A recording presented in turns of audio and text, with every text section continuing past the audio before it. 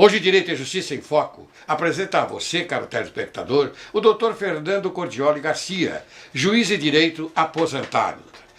Como vai você? Tudo bem? Ótimo. É uma grande honra, Dr. Cordioli, recebê-lo aqui nesse dia no programa Direito e Justiça em Foco.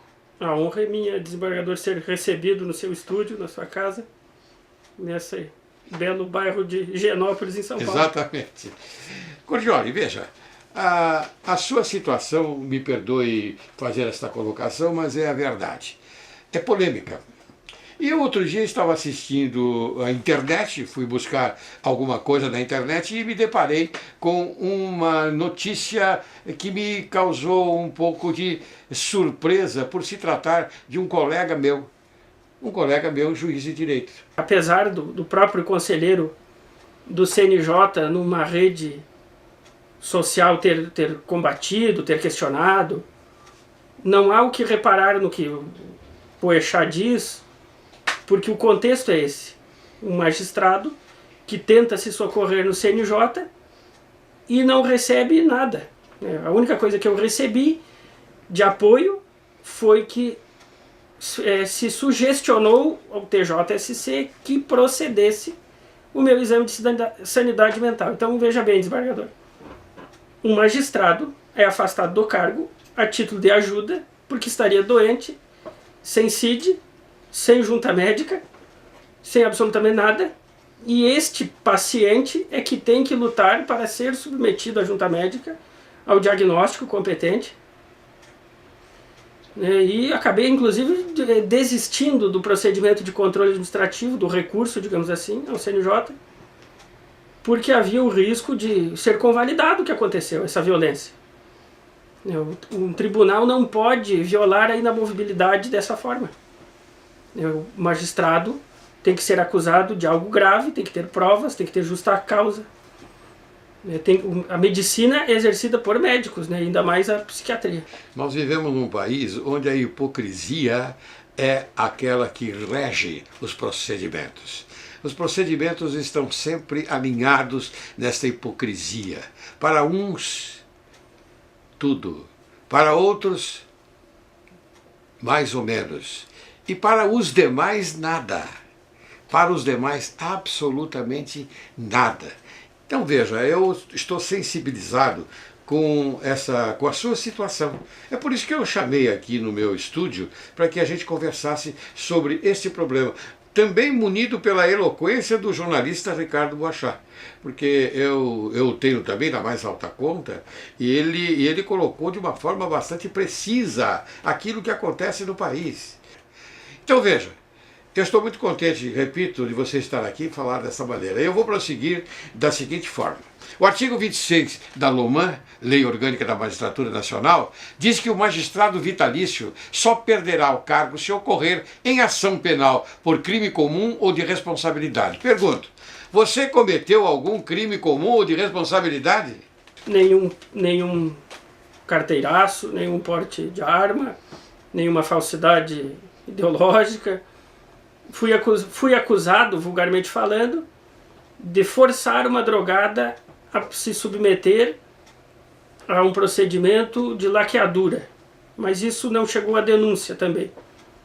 E eu me defendi dessa acusação e acreditava fazer parte das minhas atribuições, garantir esse serviço público para as mães carentes, que já tinham vários filhos, um de cada pai.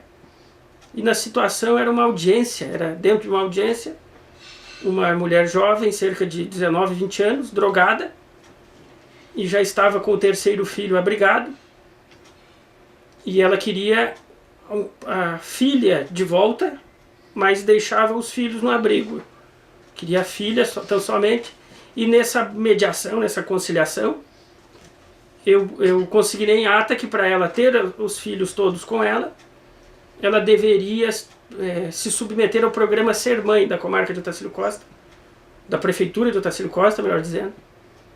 Um programa exemplar que acabou sendo abandonado por força dessa campanha do Ministério Público de me enquadrar, de subsumir esse meu atuação judicial a um tipo penal de uma lei especial.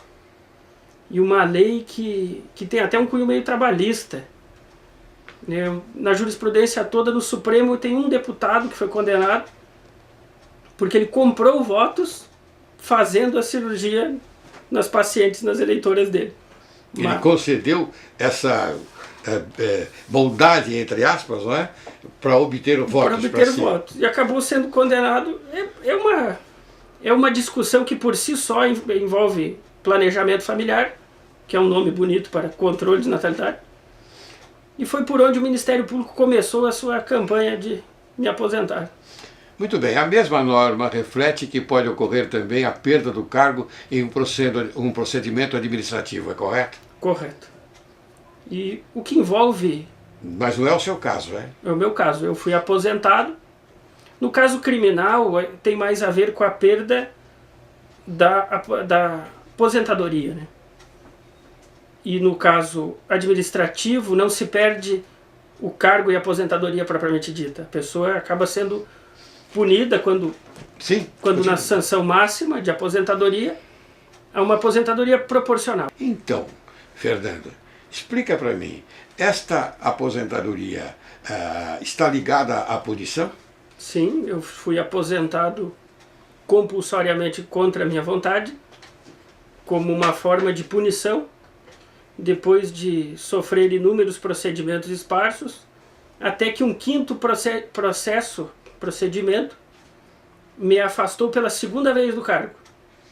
E dessa vez eles não me acusaram de ser maluco propriamente dito, expressamente, como fez o desembargador Vanderlei Romer, sem declinar o relatório dessa acusação previamente para o meu advogado, que por sua vez também falou antes no pleno. Eles acusaram de maluquice por vias obtusas. Eles me acusaram, por exemplo, de ir trabalhar de pijama, desembargador. O senhor imagina um juiz... Trabalhar de pijama? Trabalhar de pijama, acordar tarde... Na sua casa, claro. Ir para o fórum de pijama. Me acusaram de gritar pelos corredores, me acusaram de quebrar um portão.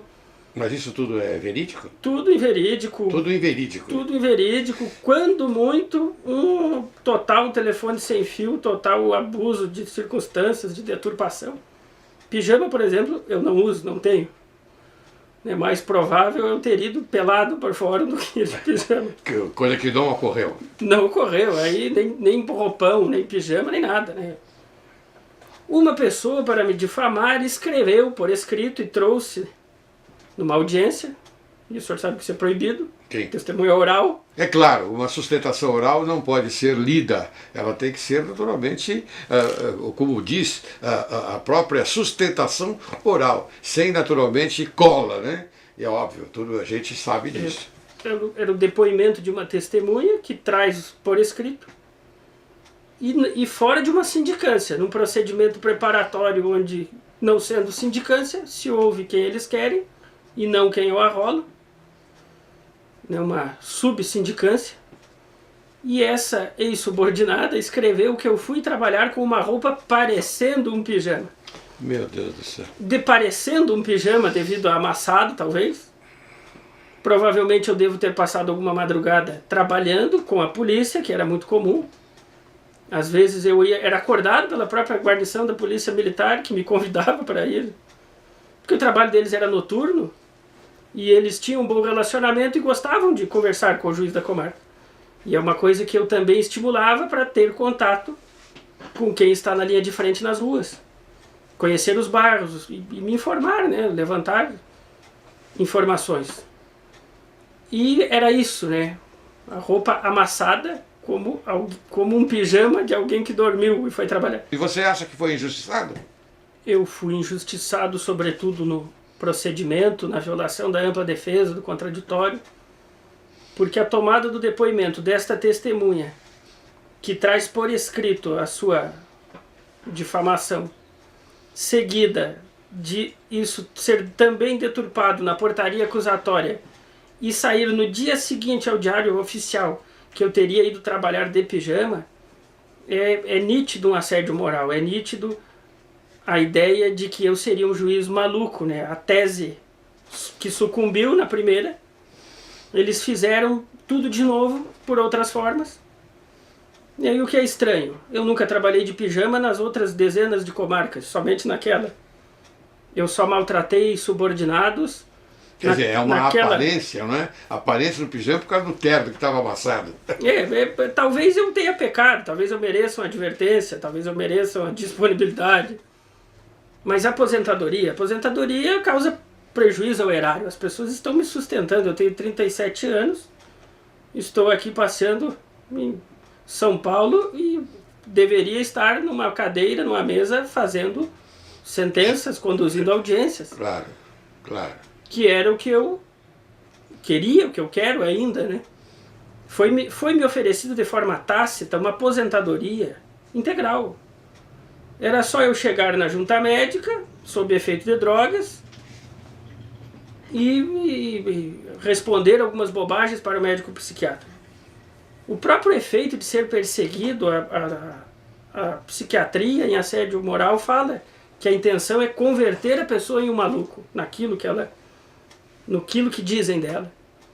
E o que nós podemos, desembargador, com o programa alertar os colegas e magistrados é que a maldade existe e que é uma disciplina muito ligada ao direito do trabalho, mas que tem o seu lugar na improbidade, no direito administrativo, que não temos direito a recurso. Se olharmos com atenção no CNJ, o juiz de direito da justiça comum estadual não tem direito a recurso.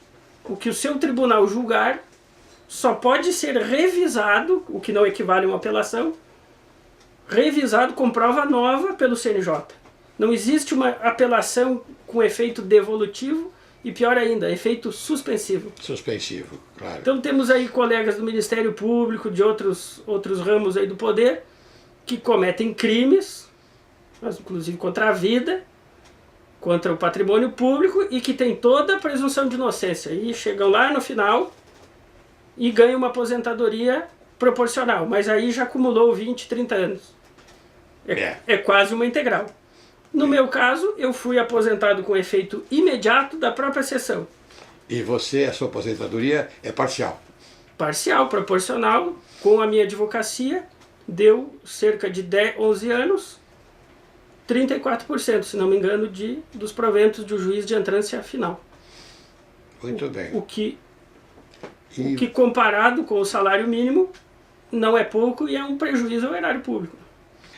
Eu entendo, eu vejo dessa forma. Agora eu pergunto, você pode explicar ao telespectador se seus pares não receberam bem a sua performance nas decisões de sua jurisdição? Muitos não receberam, porquanto o comodismo, né, a mudança afeta a zona de conforto de muitos. Uma das primeiras coisas que eu trabalhei foi o efeito suspensivo nas ações coletivas, ações civis públicas. Por lei, uma legislação, inclusive fruto do trabalho do Estado de São Paulo, de juristas paulistas, uma legislação copiada dos norte-americanos, que são muito preocupados com isso que o senhor falou, com a efetividade. Colocou-se na lei de 1985 que a apelação só tem efeito suspensivo se motivadamente concedida pelo juiz. Então isso dá para o juiz de primeira instância poder político, ele deixa de ser um juiz de mera passagem, para se tornar um juiz que concede efetivamente ou não concede algo, e um juiz que tem importância, relevância, que vai ser temido pelo prefeito, pelo vereador, pela área da sua comarca. E eu passei a atentar para esse comando do legislador e dar efetividade às decisões. Uma delas é essa que repercutiu muito, a demolição de uma obra em área de preservação permanente. E também do prefeito, né? Era de um vereador da situação, era de um vereador do prefeito. E, posteriormente, essa sentença sequer houve apelação. Sequer houve apelação, mas já depois de publicada, depois de exauridos os prazos, foi determinado que o órgão ambiental competente cumprisse. Uma situação que sequer demandava controle judicial, pois o poder de polícia administrativo, né, não sendo a moradia de alguém, residindo alguém dentro daquela casa, que não era o caso, autoriza que a própria prefeitura, o Estado, o IBAMA chegue lá e corrija, né, inclusive aplique uma multa. Tudo isso eu falei na minha sentença. Processo antigo, processo que não tramita de uma forma regular. Concedi tudo que o Ministério Público queria. Promotor de Justiça, Dr.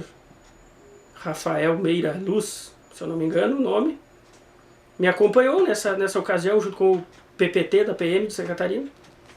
E foi, na verdade, um desmonte de uma casa. Era uma casa pré-moldada e fizemos, inclusive, um favor para o réu. E não cobramos custas disso também. Tiramos a casa da PP e a deslocamos. E outras ações também, outras ações coletivas do mesmo naipe, digamos assim, tramitando há décadas, que envolvia a defesa do meio ambiente. Essas decisões foram um choque, né? E essa do prefeito também, que você impediu que ele retornasse não é? De automóvel para... Essa estava em fase de execução há muitos anos, um processo, se eu não me engano... E não andava. E não andava, por quê? Porque o devedor é muito hábil e ele nomeia um lote de uma Coab, de um loteamento irregular, um terreno sem valor numa comarca afastada. Até a precatória ir, até a avaliação vir, até o leilão. E ele deve 100 mil, ele nomeia um lote sem rua, sem luz, sem água, que vale 3, 4, 5 mil reais. E isso gera demora. De ofício, eu atuava muito de ofício, e isso causou também muita indignação, sobretudo no Ministério Público. De ofício, sem sair da minha cadeira, eu identifiquei, junto aos sistemas do Detran, 3 automóveis, 2 automóveis em nome do prefeito, além do terceiro que ele usava. O número da placa era o número de votos do partido dele e a sigla era correspondente ao partido. E ele usava, guardava na sua garagem, mas não o tinha em seu nome. Os outros 2, sendo um de luxo, estavam com os filhos. E pelo menos um mais caro, escondido. Um dia de manhã a Polícia Civil me telefona. Por conta desse relacionamento direto com a polícia mandou um SMS na época direto no meu telefone, dizendo: o carro tal está passando em tal lugar a 180 km por hora. E havia um mandado de busca. Eu recolhi as precatórias. E, aliás, a velocidade incompatível com o local. Muito incompatível, beirando o dolo eventual, né, no caso de um atropelamento. Sim. E recolhi as precatórias daqueles imóveis e, de ofício, determinei a busca e apreensão dos 3 veículos, incluído aquele que não estava no nome do prefeito, mas pela teoria da aparência, né, o indício de que ele, inclusive, estava ocultando bens. Ocultando o que é dele em nome de terceiros. E começou por esse. Esse eu acho que foi o último. Os 2 foram cumpridos pela PM, e remanesceu esse. E graças à dica do policial, pulei da cama cedo, passei um fax para a Polícia Rodoviária Federal, que prontamente abordou o automóvel e não deixou o prefeito seguir. Muito bem. E isso foi um choque para a comunidade serrana catarinense, que nunca tinha visto um juiz daquela forma. Foi um choque para alguns dos meus colegas juízes, embora tenha o apoio de muitos outros colegas, né, juízes de entrância especial, quase desembargadores. E é o que o senhor disse, né, não foi bem recebido, era uma outra forma de aplicar o direito, mas um direito que está na lei, né, desde o Código Penal, do Processo Civil. É a herança que juízes como eu recebemos do senhor, né, do trabalho dos que vieram antes. Muito bem. Eu noto que você, caro Cordioli, foi um magistrado bastante eficaz, e noto também o seguinte, que aqui está se projetando, entre parênteses, uma injustiça que acho que deve ser corrigida. Eu não posso pedir aqui mais do que isso. Corrigir essa injustiça, não é, para esse nobre e culto magistrado que defende o judiciário, que defende a sociedade, que dá ânimo para que as pessoas de bem continuem a projetar pela transparência a esperança para esse nosso Brasil. Muito obrigado. Eu que agradeço, desembargador Laurélio, é uma honra estar aqui em São Paulo com o senhor. A honra é minha.